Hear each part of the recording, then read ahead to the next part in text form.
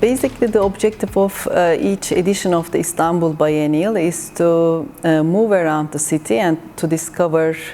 different cultural and historical and social backgrounds of the city.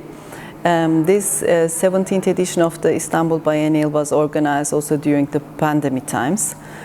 So we were feeling that we really have to make sure that the biennial reaches out to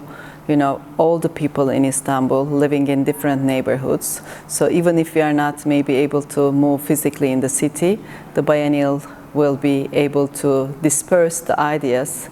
in different locations. We have also made a lot of collaborations with more than 50 locations, bookshops, second-hand bookstores, cafes, restaurants, and so these spaces have also welcomed the poetry channel of the biennial, some of the printed materials, some of the other projects of the biennial, and hopefully all these locations will be culminated and will reach out to people in Istanbul.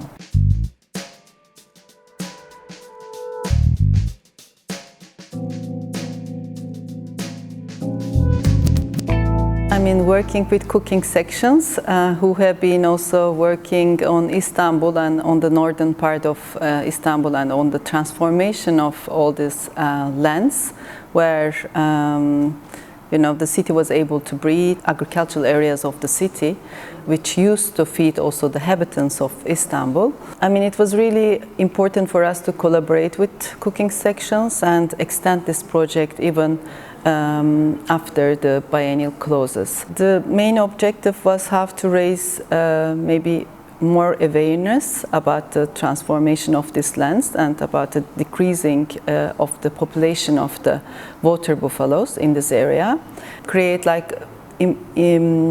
inspiring collaborations maybe with people living in this area and have to reinforce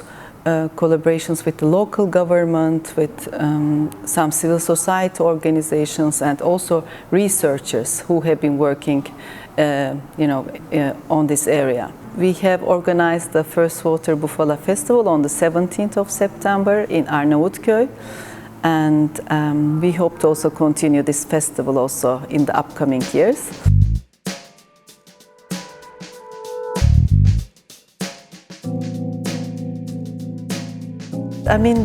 For this edition, the curators of this biennial,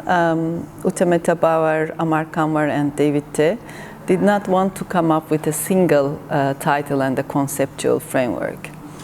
As the worldly health crisis was, happening during the preparations, decided to focus on the existence of the Istanbul Biennial and how to support basically ongoing long-term research projects and how to support also artistic practices, alternative artistic practices, which were able to transform their local context, which comes from the agriculture and where you bring together maybe some of the remaining, items of food, and then it becomes something else, it becomes like a fertile soil. This edition of the biennial has been prepared with a methodology of asking a lot of questions. And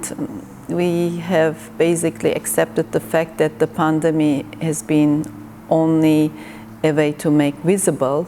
the ongoing, long-term crisis in the world. The main idea was to how an art institution, how a biennial can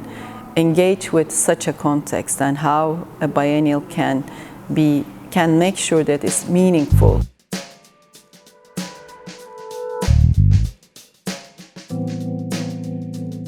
This question of can the biennial be a newspaper was really from the beginning of our conversations on the table, and we were very much talking about how we reach out to